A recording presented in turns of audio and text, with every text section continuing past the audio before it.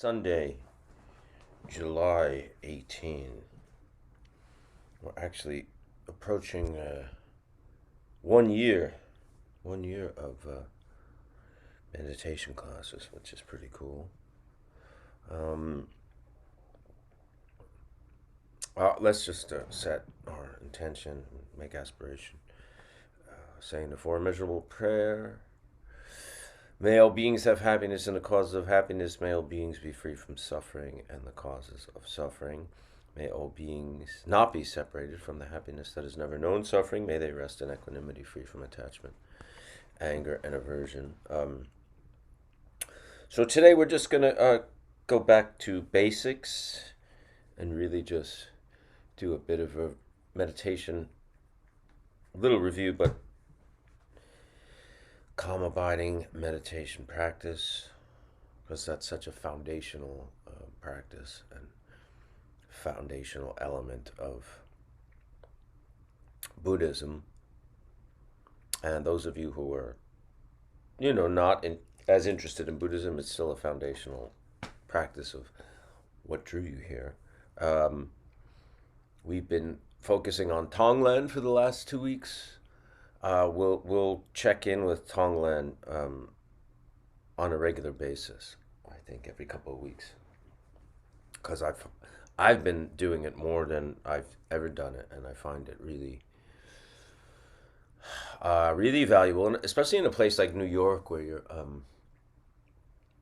you're constantly around lots of different people, and you see people in a lot of different situations and states and a lot of suffering.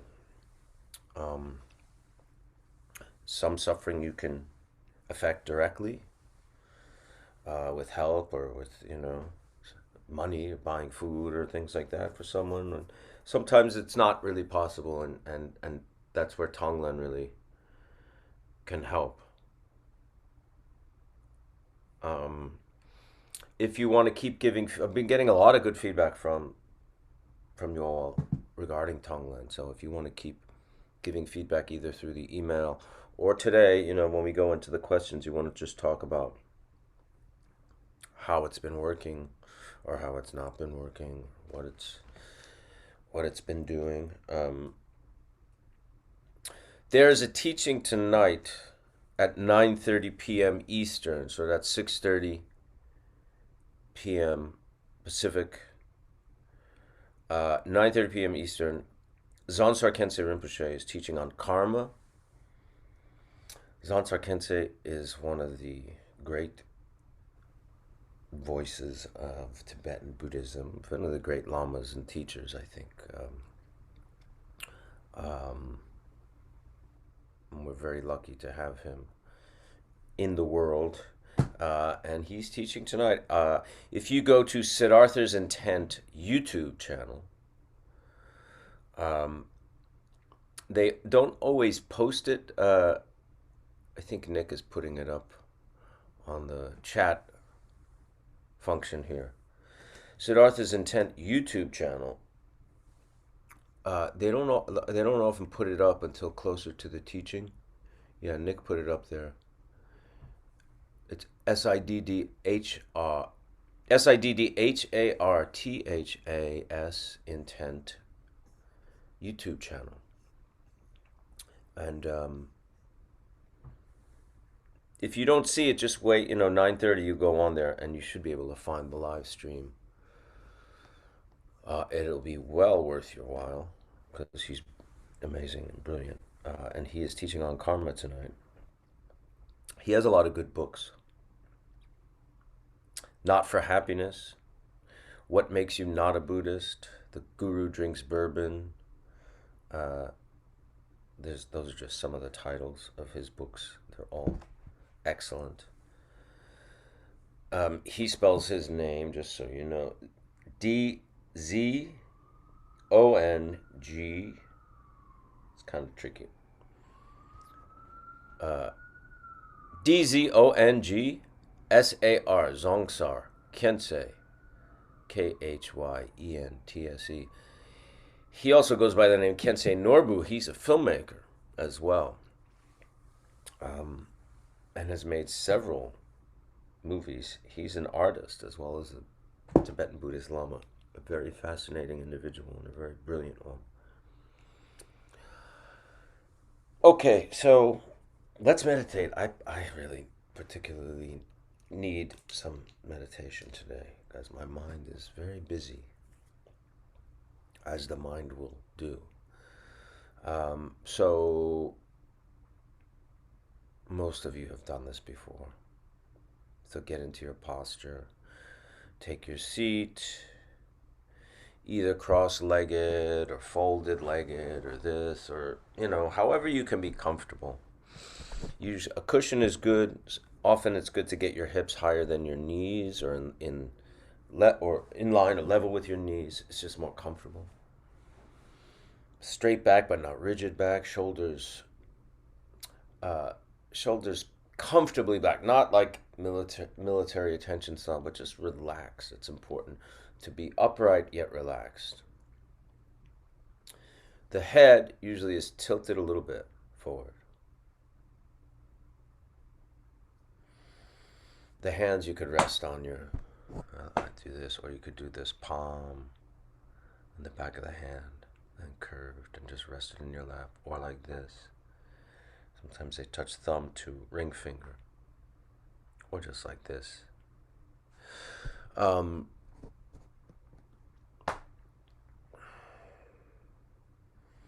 Tongue, we put the roof, relaxed at the roof of the mouth, where the teeth meet the roof of the mouth, for the most part. Lips, the mouth is closed, but the lips aren't jammed tight, right? We're going to breathe through our nose unless you can't, and then you breathe through your mouth. Tibetan Buddhist tradition, eyes are usually open.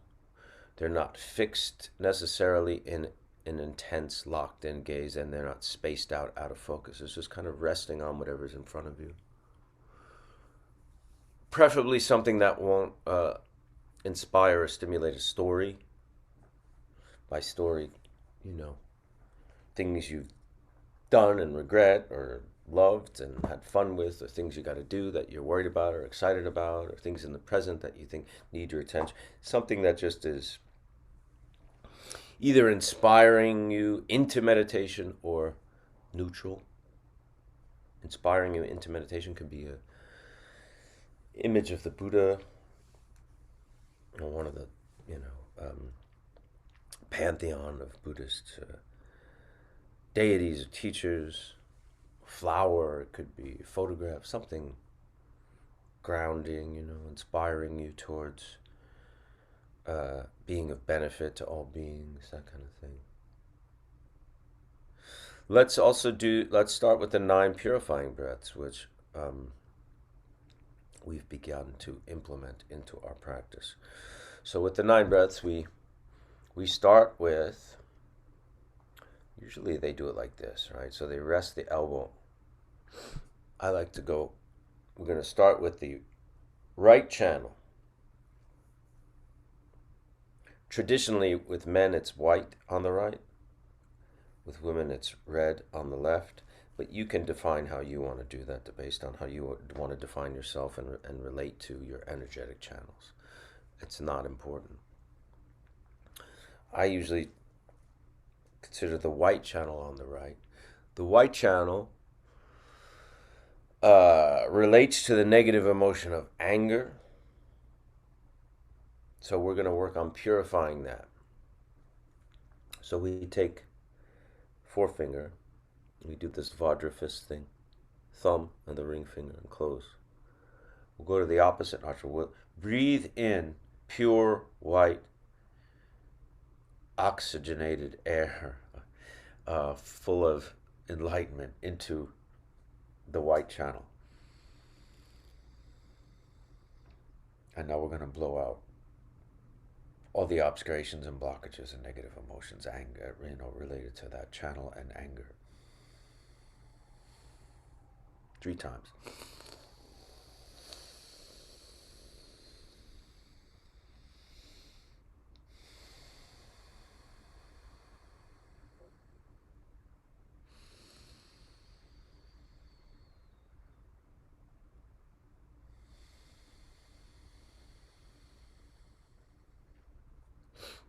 Now we're going to switch to the other side. And for me, that's the red channel, which deals with like attachment, desire, lust, lust for power, lust for material things, lust for, could be sexual lust or things like that kind of operates in a negative way in you. We'll go with the right hand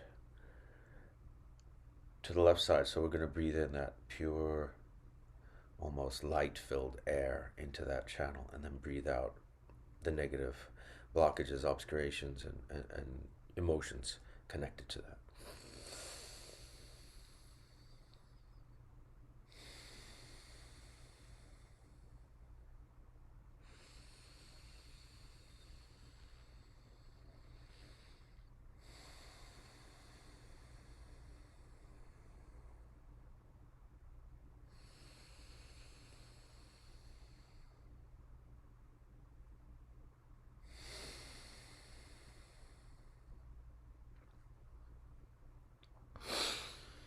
Now we're going to go to the central channel, which is blue in everybody. And the central channel, is in some ways the most important. When you work on meditation and when you work on these exercises that kind of tame the mind, tame the emotions and things, you're getting your subtle energies into that channel, which is where the energies of enlightenment are, I guess, so to speak. I don't know if that's quite the proper term, but you can think in those terms.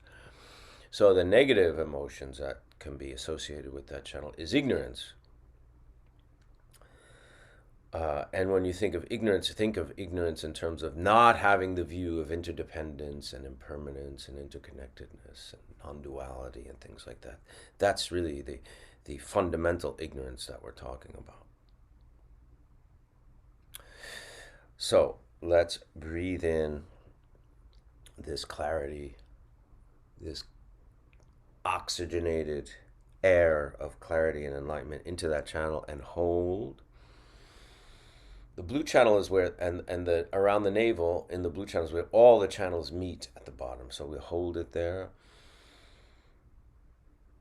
and let it out through both nostrils.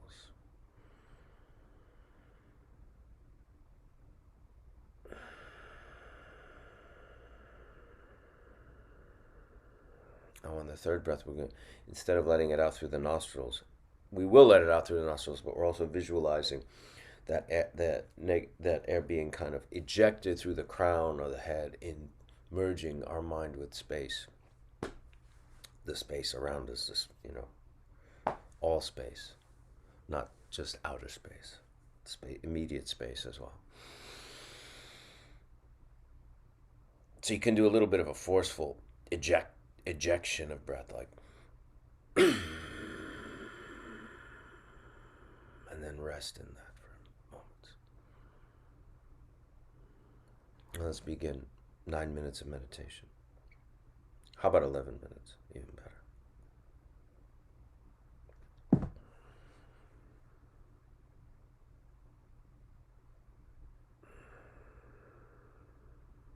I'll be talking through a bit today. You may notice that just doing those 9 purifying breaths immediately kind of gets us into a space of a meditative space. And we're going to breathe normally through the nose. A relaxed breath, not a deep, not a short.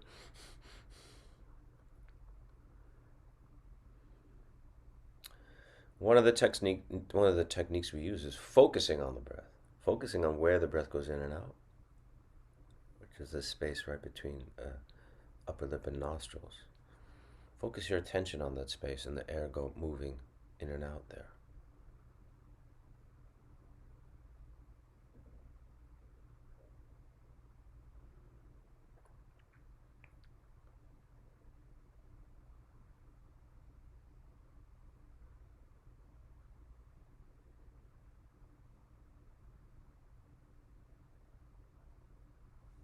just by doing that very simple exercise of attention, try to really see the difference between whatever that feels like and our normal distracted, like they say, monkey mind state. It's quite different. I mean, even my mind before I started the class today, or we started the class, and now is quite different. The way the thoughts are moving, the rapidity, or rapid fire, and the pull, gravitational pull of thoughts, because they do have that. I'm particularly caught up with things I have to do in the next couple of days because I'm leaving town, right? And those thoughts, that planning thing, I got to do this, I got to do that, I got to go here, I got to go there, I got to make sure that's done, has a particularly strong pull in my mind. But just sitting here in this posture, and many of you have been doing this for a while now. You get into the posture, it's like your mind kind of knows where you're going. Focusing on the breath.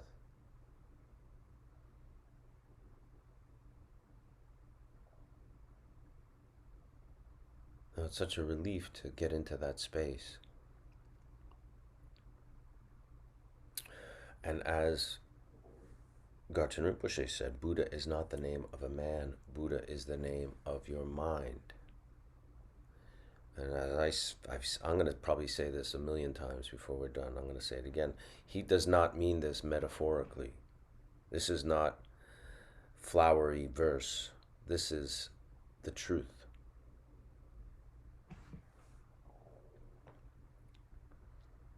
So, if you can clear away the blockages and the busyness of the mind, you get to Buddha. Buddha is the name of your mind. It's always there. You can't destroy it. You can't get rid of it. You can't get more of it. It never began. It'll never end. Take confidence in that. Take confidence in that, not just on the cushion, but take confidence in that in life. That's a very profound thing.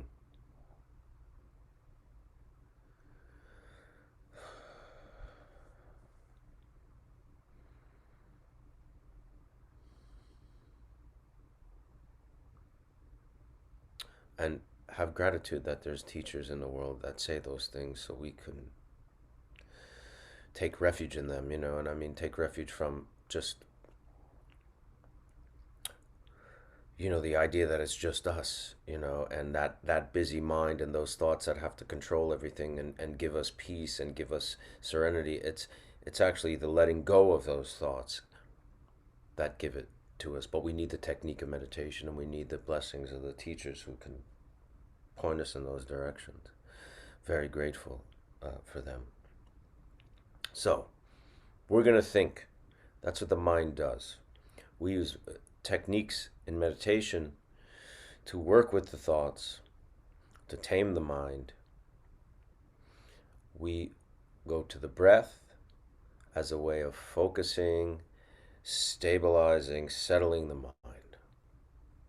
So you become aware of the fact that you're thinking. That is the crux of the practice. Now, I'm talking a lot, but you should be staying with your breath. Just listen. Just listen without being led by it, without kind of taking it in other directions, filtered through your own process. Take whatever I'm saying, take it into your practice. Breathe it into your practice.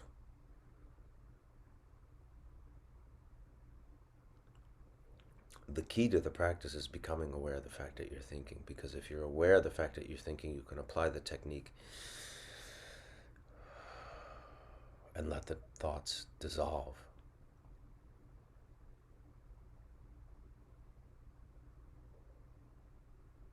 Back to the breath. That's kind of the mantra we use. We become aware that we're thinking, we go back to the breath.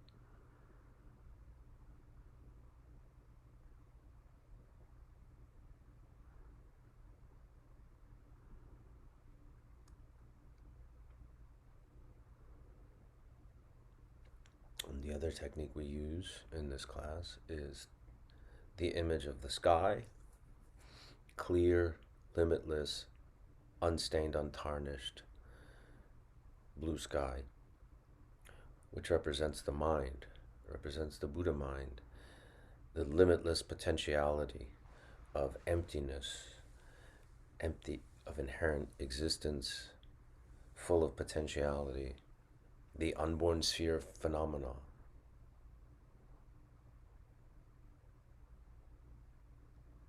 Dharmakaya.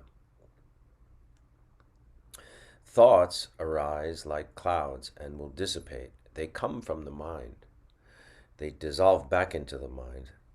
They are the mind, yet they're not the mind, right? Like a wave on the ocean is the ocean, but it's not the ocean, is it? It's a wave, but it is the ocean. It arises from the ocean, dissolves back into the ocean. It's not separate from the ocean.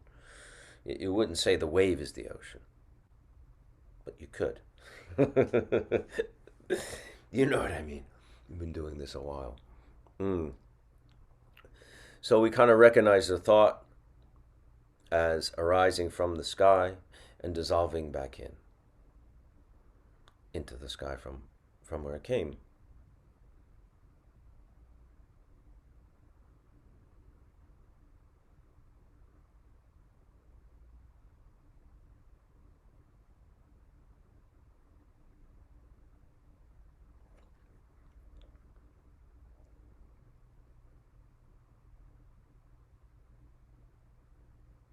The last technique really takes a little bit more practice, but many of you have been doing quite a bit of practice in the last year or so. And that is just using mind to look at mind, using mind to become aware of mind. So the fact that you become aware of your thoughts, you just leave it where it is and let it just go in place, without going back to the breath per se, and without imagining a sky, but just becoming aware of the thought, knowing that it's a thought, mind looking at mind. So the mind, the Buddha mind almost, if you will, or a glimpse of the Buddha mind, looking at the mind that's thinking, the thought, which is also mind. That takes a little bit more practice. Lama Surya Das, who did our class, goes into that practice. It's a Dzogchen type of meditation. So he explains it much better than I do. And those of you who feel you want to investigate that further or get a review in that technique, go to that. Maybe, Nick, you could put up which class that is. Okay, let's meditate. I'm going to shut up.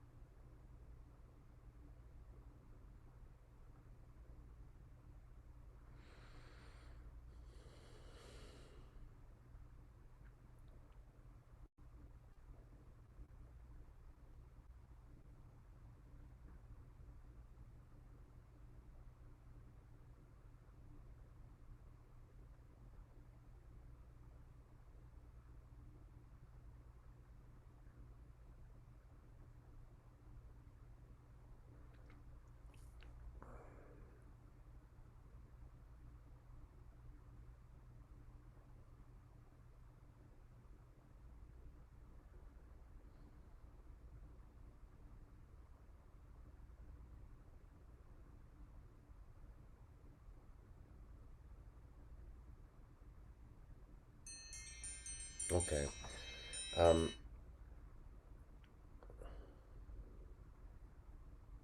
did I want to say?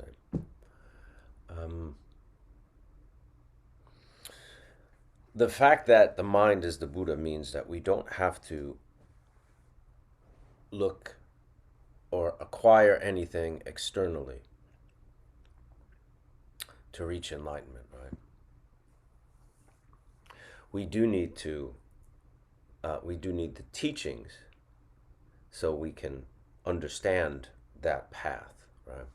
Of course.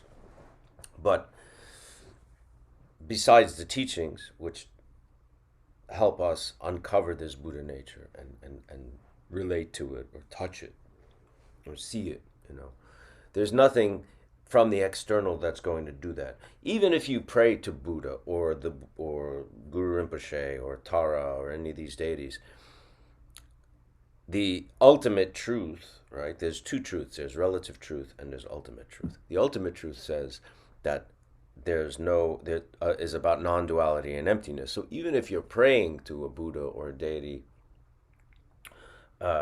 there's no difference between you and that deity if the ultimate truth is non-duality. So that's where we get into the idea of theism and non-theism and thing. We're not supplicating in a way to say, please intervene in my life and help me do this, because there is no separation, which is a very interesting concept. But having that outer representative often helps us to relate and to focus. So ultimate truth and relative truth, karma has like a relative truth. So every action has a reaction. So if I steal, I'm creating negative circumstances in my life that I cause someone else's suffering. I can, that person can lose, depending on what I'm stealing, their livelihood or their health or their wealth or whatever. And there's circumstances that I can be arrested and my family could suffer. Action has reaction, cause and effect.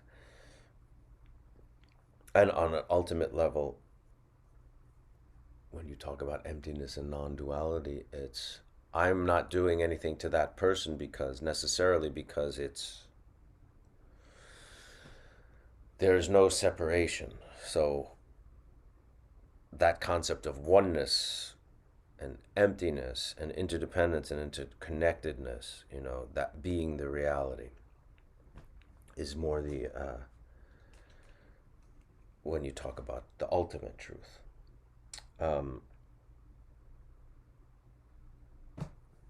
But we have to engage in the relative truth in terms of the Dharma to be in harmony with the ultimate truth. That's like, I think it was Guru Rinpoche who said, my view is vast as the sky, but my actions are fine as a grain of sand, which is a great quote. If you want to ask any questions or have comments about meditation or Tonglen, feel free to do it.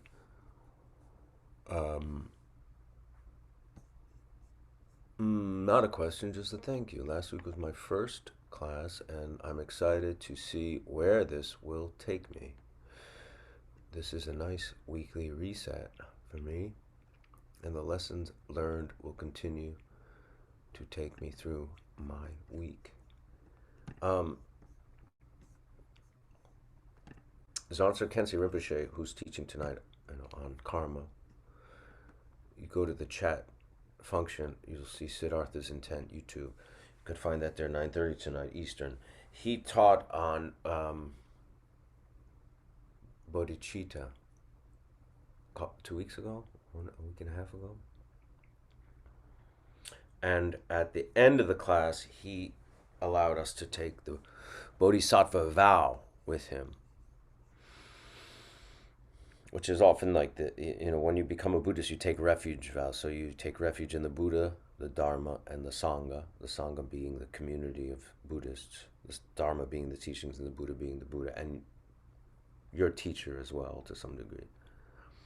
And then Mahayana Buddhism, which Tibetan Buddhism is part of, you take the Bodhisattva vow, which you're saying you're not going to reach enlightenment for yourself to be in a state of nirvana constantly or something, but you're going to do it and commit to returning and just be going wherever help is needed until all sentient beings reach enlightenment.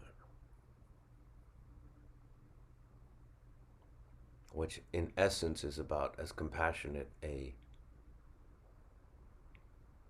commitment you could make, really. Whether or not, just saying the vow doesn't mean you're, going to be acting out of that commitment every moment for the rest of your life. But a lot of it's about setting intentions. But it is it's a big commitment.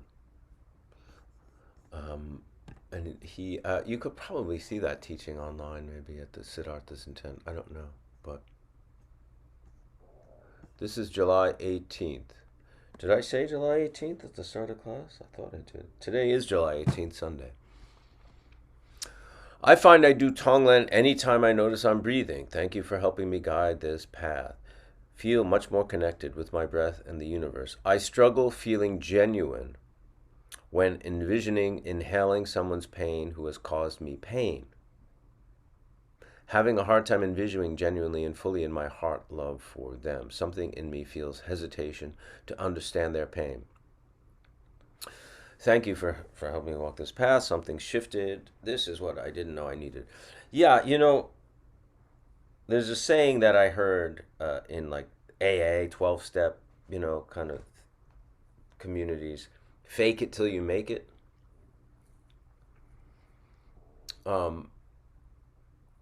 Is in recovery often it's hard to, because so much of addiction is about habit, habitual mind, and it's hard to just believe everything or embody everything or act out of these new teachings and places and ideas and stuff. So they'd say, fake it till you make it. So a lot of like recovery often has a spiritual component, and people have trouble with that, relating to some kind of spiritual component because of their past, because of their belief systems or past experiences with religion that don't sit well. So you fake it till you make it, just so you can continue on the path. And the same thing here. I mean, I think the key is that you're actually doing the practice for them. So Tonglen, you imagine their suffering and you're breathing in this kind of black air of their suffering.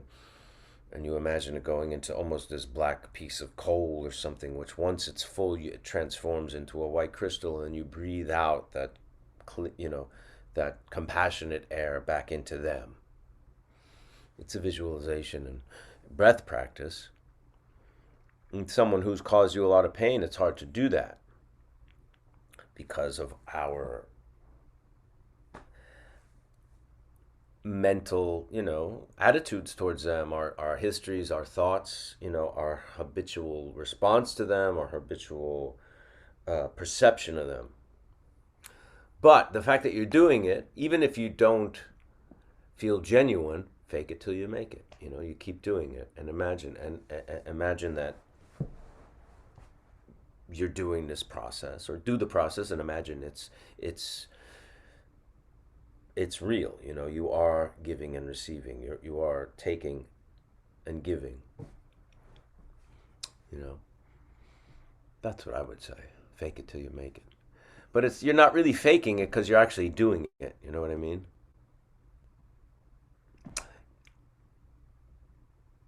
Allison, if that doesn't make sense, ask another question and I'll try to elaborate. I'm a little confused on the ham position for the 9-breath method. Do you hold the same nostril when inhaling or exhaling? The people do it different ways. It's really kind of funny, because I like to do it. So I'm doing the right channel. I take the finger and go to the opposite nostril, right? Some people do it this way. I don't think it matters, because it's not the nostril. The nostrils are connected to the sinus, which is one. It's one chamber or whatever, cavity. So you just have to focus that it's going into that channel and out. The nostril isn't the channel. The nostril is just the aperture. So either one, whatever one works. Do you use meditation before going into a situation that causes you to be anxious? If so, what, if any, differences have you noticed?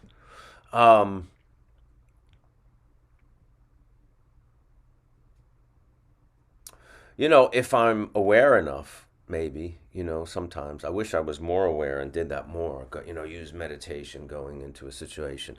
You can use it when anxiety arises, if you become aware, that's why we train, and practice, because if you can be in a situation where anxiety arises and apply a meditation technique, you have a way of working with it then, rather than just being swept up by the anxiety. That's the difference, you know? I don't know what happened with my timer here. Went off the deep end or something. You know what I mean? Also, will the karma teaching you posted be available after? I don't know. I'm not quite sure. Check out the website and see if it's there. It's such a gift to have this time set aside for elevating my Dharma awareness. Having been challenged with 4 very close individuals with varying stages of cancer, and my homeland, Cuba, has been undergoing major upheaval. This form grants me peace with that connectedness to that, all that. Thank you. Thank you. Thank you for sharing. Thank you. I am sitting outside under a cloudy sky on a noisy New York street and able to sit, breathe, and listen, remaining in my meditation. I am finding I can meditate anywhere and any time. Excellent. This is my first class. Any books that would help me? I always recommend the Dalai Lama's book, The Art of Happiness. I find that to be a really good introduction to Buddhism. There's a teacher named Tibetan Chodron, Thubten, who has really good beginning books on Buddhism, several different ones, as does Lama Yeshe, Yeshe. Yeah, I got caught up in previous sessions and wanted to make sure this session is live. Yes, it is live.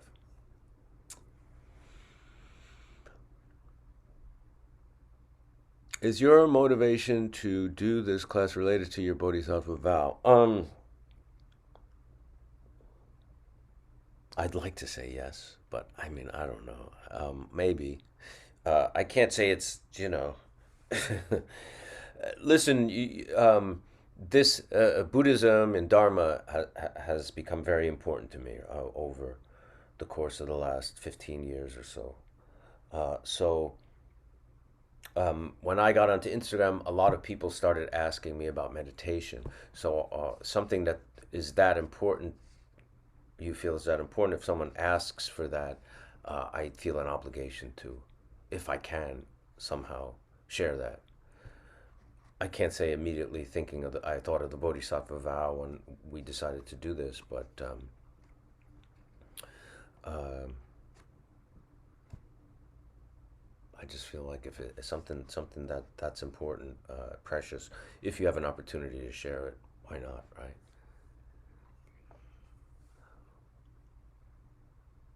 And I say this all the time, and the important thing is really, if you're inclined towards Buddhism and Dharma, find an authentic teacher. I post on stories often, Buddhist teachers. I tend to post in the Tibetan tradition because that's what I follow, but doesn't have to be. You can Zen, and there's different forms of Buddhism as it evolved in the different countries, and often it took on a lot of the cultural aspects of the different countries where it was for hundreds of years and things like that. But it's not so much the tradition that's important as is, to me, the teacher. So do some digging, do some research. You have the incredible resource of the internet at your disposal, which we're lucky to have. Do this class, 30 years ago we didn't have that. You had to kind of do the legwork, however you did it. Even when I started, I found, I think, my first Buddhist class in a spiritual bookstore posted on the bulletin board. So, however, but do some research. If you're inclined, find a teacher. Some of you have taken refuge with teachers since you started meditating, because that's going to give you the most benefit. Like I say, this is really a study group. I'm a fellow student. We're studying together, sharing whatever the teachers have taught. Um, but and if you're not ready for that, that's fine too. First time joining, you mentioned some of the challenges of living in New York. I experienced the same. I mean, listen, I'm not saying that to say it's harder here than anywhere else. It's just specific here. In this city, you're around a lot of people. There's 8 million people that live here, and it's the type of city where you don't. For most of us, we don't just like go from our garage into our car into the part into another garage and get out. It's a very you're on the street, you're around a lot of people, a lot of different people, and you're on the subway, and you're always around. That's one of the beauties of this city, beautiful things of New York. Um, I often find I need to remind myself to harmonize with the people I encounter in my daily rounds on the street, etc., rather than feeling like I'm in opposition with them somehow. That's a really good point, Doug. Can you speak to this? Is there a practice? Well, there's Tonglen. When you see people who are suffering, and not just suffering. There's obvious forms of suffering. Someone who's homeless, who's sick, or you know disabled in ways that touch us, and make us, you know, uh, wish for them not to be or to heal, but there's also just people who are locked into, a mindset of self-absorption and kind of, and sometimes verging on the antagonistic, right? Reminding yourself to harmonize with the people you encounter, takes awareness, which is one of the things we do cultivate in meditation. Right? So we're almost creating space rather than this locked in way of thinking. Um, a good thing is to just be aware, like, listen, you go in a store, you hold the door open for the person, and just kind of acknowledge that there's a person there walking in behind you or something, or someone needs a seat who's older than you, or is pregnant or something, and just acknowledging that there's another human being. Not, I'm on the subway and I'm sitting, I got this seat and I'm not going to let it, get it. I'm not getting up till my stop comes, whatever. We can habitually get locked into this protective shell, especially in a big city. When you're around so many people, you have to be a little bit more protective in a way, and kind of, because there's not a lot of space, you need that shell almost. But you go in a store and you order a coffee and look that person in the eye and maybe smile.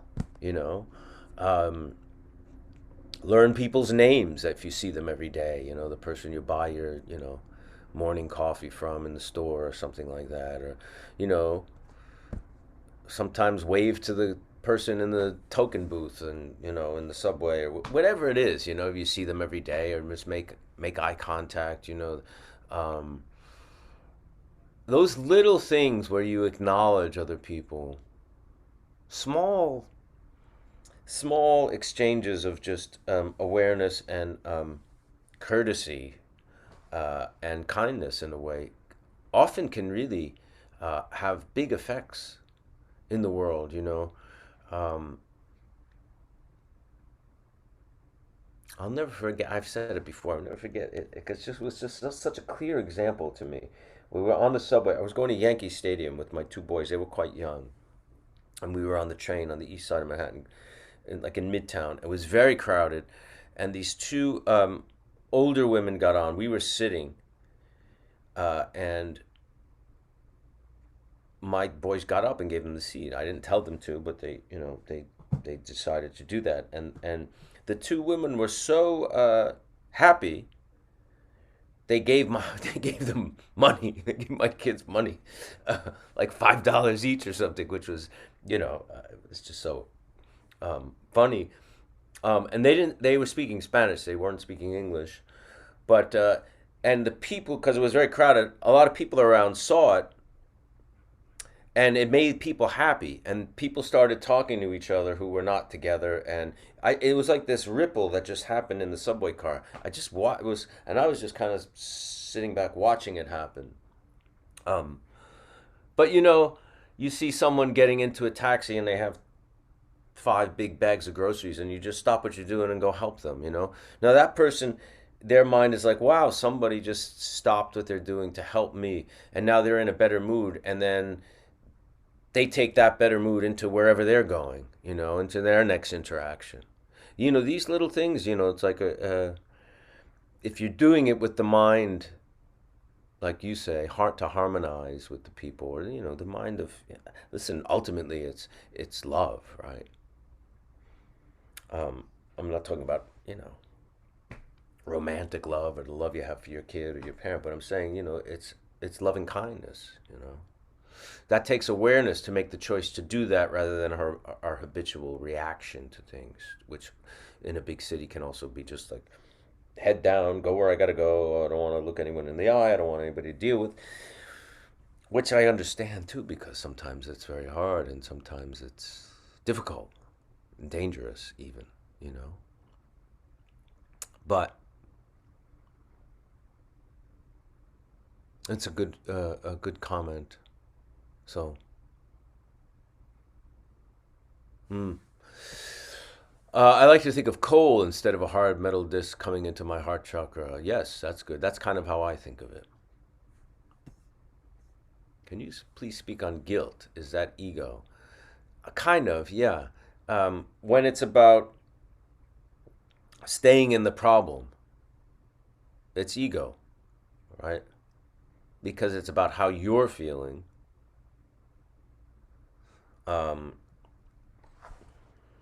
So if you can do something, there's a serenity. I don't know why we keep going to 12-step stuff. They say in this 12-step meeting, serenity prayer, God grant me the wisdom to accept the things I cannot change, the courage to change the things I can, and the wisdom to know the difference. So the serenity to accept the things I cannot change, right? So somebody, you may have guilt about someone who's dead. There's nothing, you're never going to be able to change, or explain yourself or change that, for that person because they're gone. But you can change how you think about it because you're still alive and you still have a mind, right? So what it does is it keeps us locked in that habitual connection of guilt rather than just being in the moment. Because it's only the moment that's really reality. The past is gone, the future is not there. The only thing we have is the moment. And it's the moment where we can actually exercise compassion. Going back to what we just talked about, right? So someone's getting in a cab, they have 5 grocery bags, maybe they're old and 80 years old and they're struggling. If you're lost in your guilt and think about it, you might not be aware enough to see that person needs a problem. Because you're thinking about the guilt and your attention and focus is on that rather than just spaciousness of the moment in mind. Does that make sense?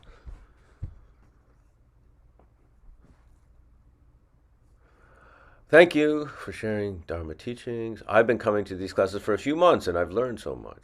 I've learned a lot too from being with you. I've been struggling with letting go of anger and the story from my past. We all do. We all do. I didn't realize how habituated I was to the toxicity of victimhood. Yeah. Those are very difficult things.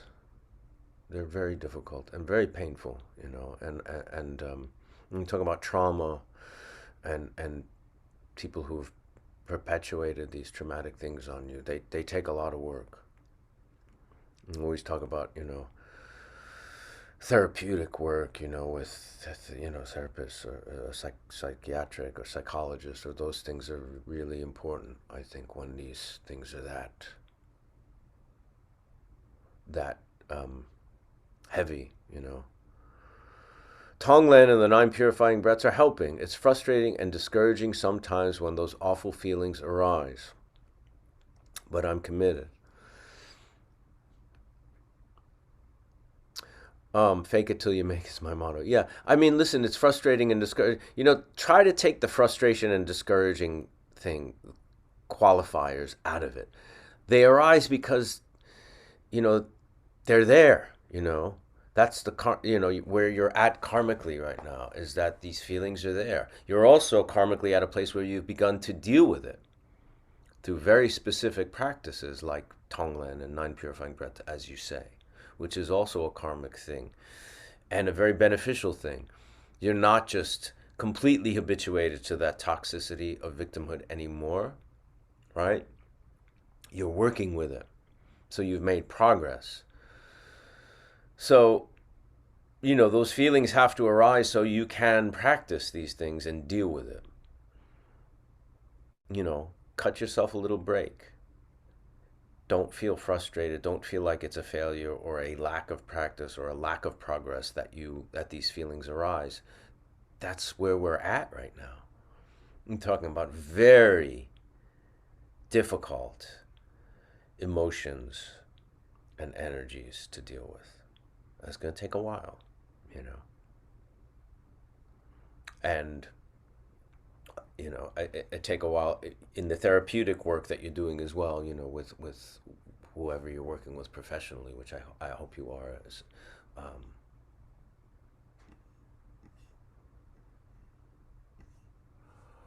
Is there a free guide or resources you can guide me for starting out?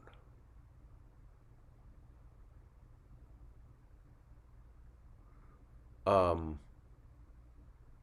oh, so some books that are free. I don't know. There may be PDFs of some of these books online. You'd have to look into that. I'm not really sure. If anyone has any ideas in terms of where some of these books in beginner Buddhism can be found for free. I mean, the library is always, I'm sure, a public library has a lot of these books.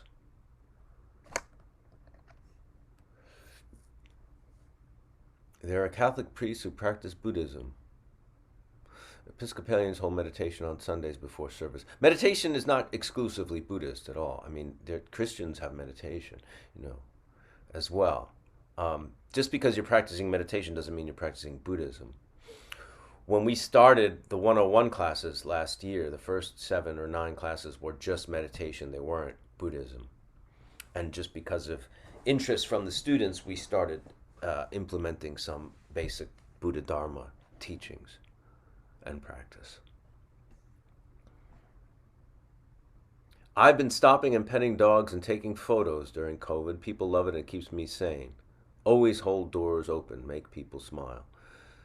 Yeah, you have to make sure that people want you to pet their dogs, or and they want you to take a photo. We can't let that just our desire to do that kind of overstep someone else's privacy or space. But if that's welcomed, sure, you know.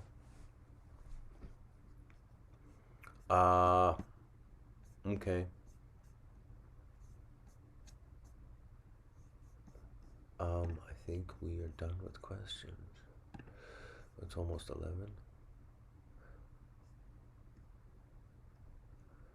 Okay, let us. And thank you for being here, and for your continued attendance here, because it really means a lot to me. And I've really learned a lot from doing these classes with you. Okay,